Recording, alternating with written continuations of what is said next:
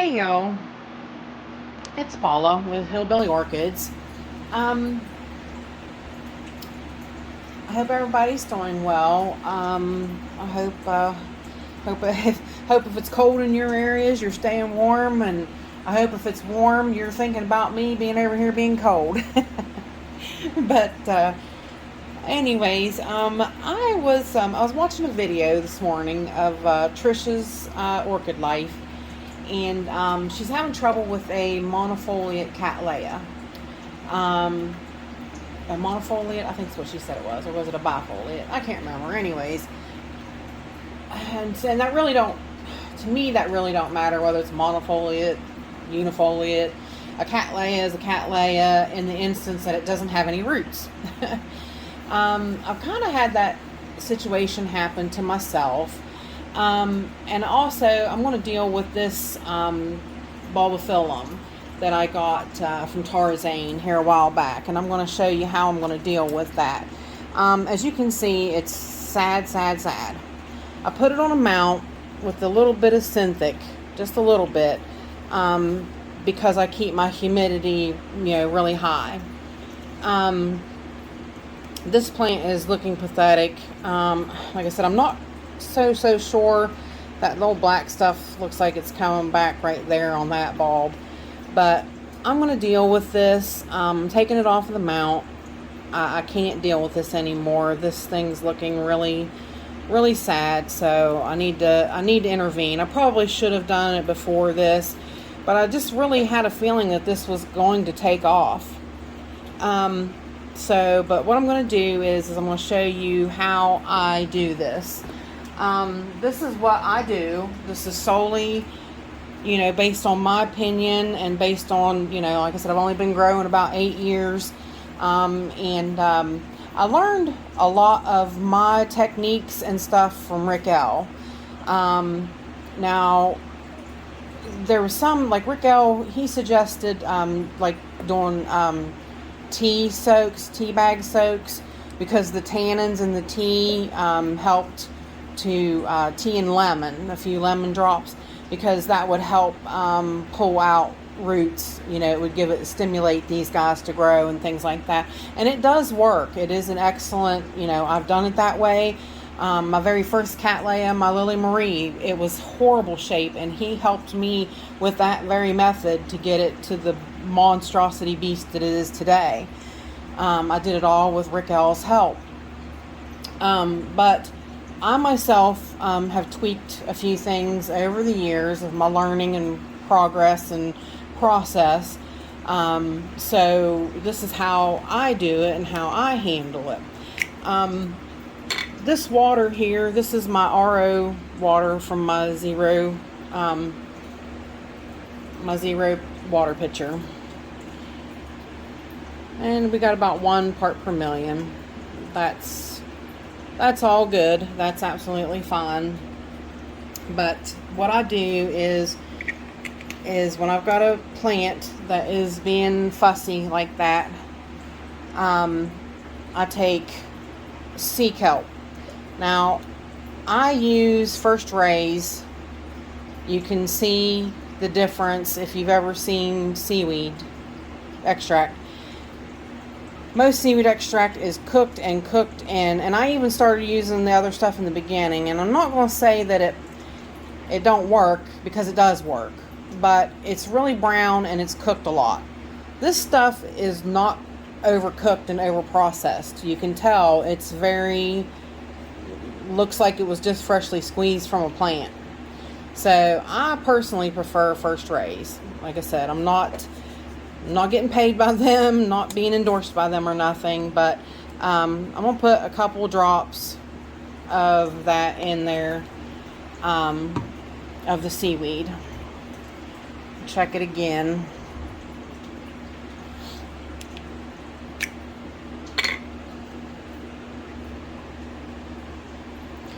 We got about 36 parts per million, 37.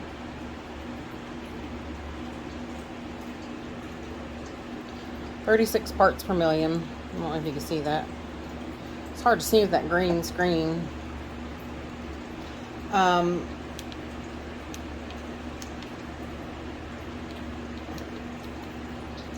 check the temperature too, just out of curiosity.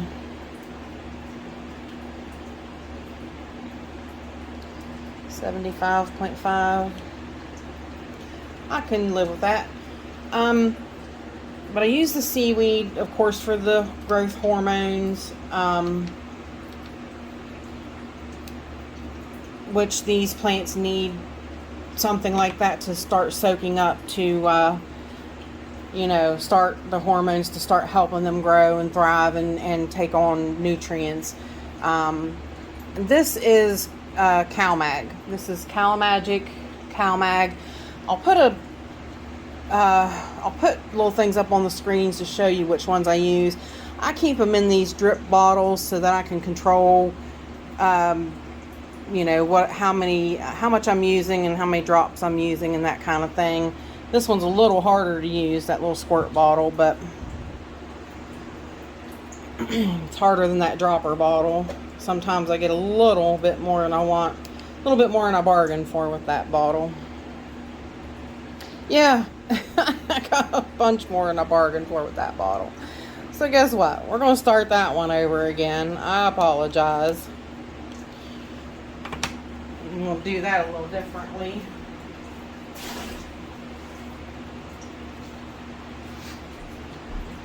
But basically, you want a CalMag and a CalMag and a sea kelp mixture for this plant to soak in is what you're after, because like I said, it needs, the CalMag will help it grow. It needs the you know, the nutrients from it. So yeah, we're about the same parts per million with that. Now everybody be real quiet and hold your breath, which actually I think I'm just going to squeeze the end out of that. Was just one drop. Such small things like this, it's really hard to use that. I'm used to, it works good with a bigger. Alright. I want just a little bit more than that, and I'll tell you, it's going to be hard to get a regular little drop out of there.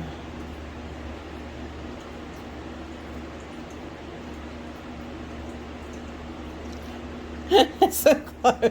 I was scared to squeeze it harder. And it would really get a bunch more in there and I'd be like doing it all over again.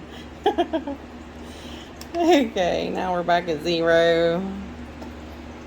Okay, that's better. I wanted it at about 100, so that's close enough. I can live with that.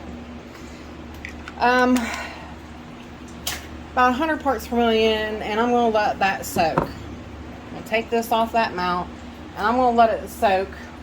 I might let it soak for a couple hours. Now, I was just talking to Trisha about that. She's like, you know, can I leave it soak for 10 to 12 hours while I'm at work? And I'm like, well, 10 to 12 hours is a bit much for a Cattleya, but I asked her, I was like, I hate to say, do you sleep less? Maybe, you know, soak it overnight while you're sleeping would be a better option than to let it soak for 12 hours while you're at work. So, but just a couple hours is really all that it basically takes. Let's take a little bit closer look at this portal thing. I mean, I'm not 100% sure those roots are alive even. It's just so desiccated. This one right here just totally aborted, and it's actually soft, so I'm going to snip it.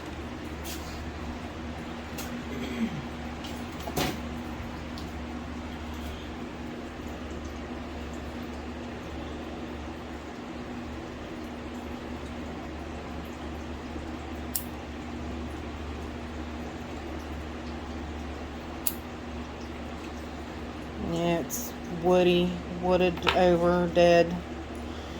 So I'm going to let that soak and see if we see any signs of life on this little guy. And I mean, I absolutely see nothing. So I'm really disappointed. I really hoped that this was going to just take off. So now I'm really worried about it because it's looking awful desiccated and not doing so well. But we will try to... I gotta reach around the thing there, scoot it out of the way because we're going to talk about something else too.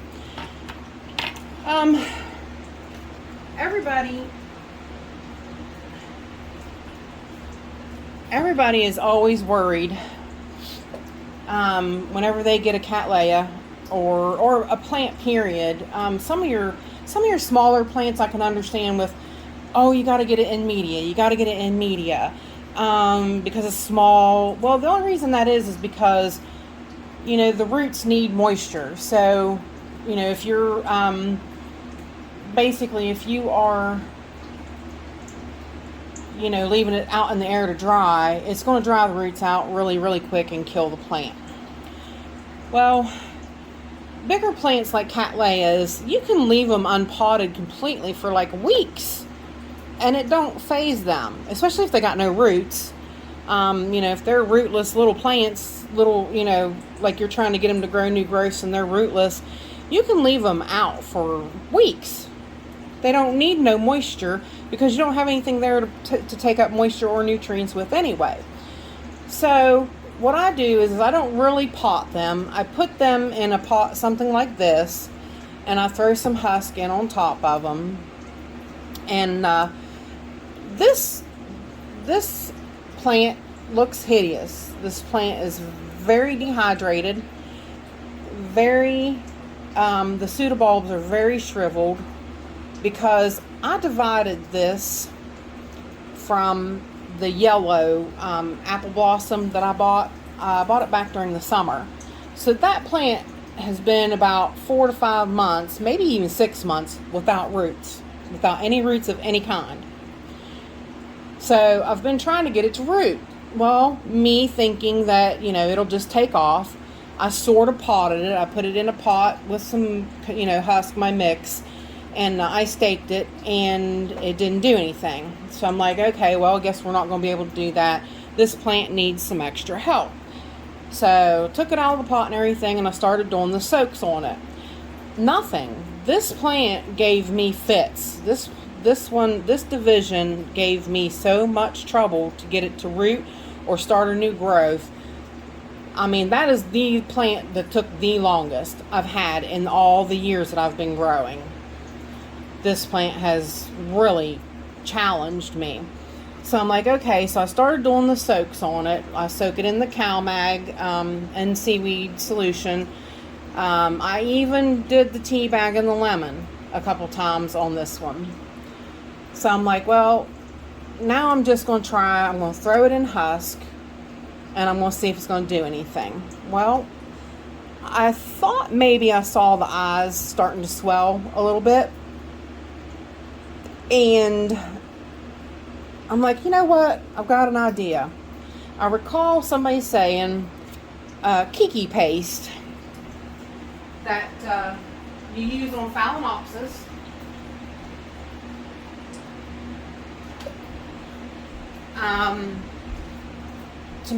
To promote keikis, you use it on their spikes. Keiki Pro. It's a hormone, greasy old hormone paste that causes keikis on your Phalaenopsis. If you clean the area around an eye on a Cattleya and you apply this, it will help it grow. If you snip a Cattleya, divide it, and you put cinnamon on it, you can put this over top of it, and this will help it seal up and inject hormones. You know, it'll suck in the hormones and help it also. So I'm like, okay, well, I'm going to try that. So I took it out, and I did put this on it, and I got this. Now, Yeah, I don't know. See, it's a little moldy, but that is actually the keiki paste. I've took that out and I've cleaned it a couple times, but I'm gonna clean it again. It's real. That keiki paste is so goopy. So I might really need to clean it off, but yeah, there you go. That wasn't technically, I did put the keiki paste all along this area because that's where I divided it, but it popped it up right close, right there. And sticky keiki paste over here too. But then this one on this side popped up. So now I officially have 2 growths on it. Now I did see that eye there's toast. This one I put keiki paste on, but it looked really bad. I kind of painted the hole underneath just to see with, whatever it would do, it was going to do. But I do have 2 growths on it now. So what I've done is I've just placed it in moist cocoa husk so that it keeps moisture around it and causes it to grow. Well, this piece here, this is also one that was giving me fits, and it did the same thing with the keiki paste. I might need to actually clean that with a little bit of alcohol because it's not like it's a root, which that's not even started rooting yet. It's just broke the surface on this one. But that keiki paste is so sticky, and it kind of molds but I did the same thing with this one. I did all of the bottom of around it with the keiki paste, and it popped a growth finally on it. But that's my Cattleya snowflake. It didn't have any roots, and like I said, this one is my yellow apple blossom. So, but they have finally, at least the apple blossom has finally started growing. I can now know that I can pot it up and save it. Oh, my fingers are so sticky from that keiki paste. It's horrible. It is really kind of yucky stuff. But I mean, if it works, it works. You know what I mean? Like, I'm not going to have any qualms about that. But, that is an option of what you can do to get a stubborn plant to start growing for you. Like I said, this one, that's the longest it's ever taken me, and I was really worried that I was going to lose that plant. So that's basically what I'm going to do with that one. The game plan is I'm going to soak it, and I'm going to probably put husk in one of these cups. These are just 8-ounce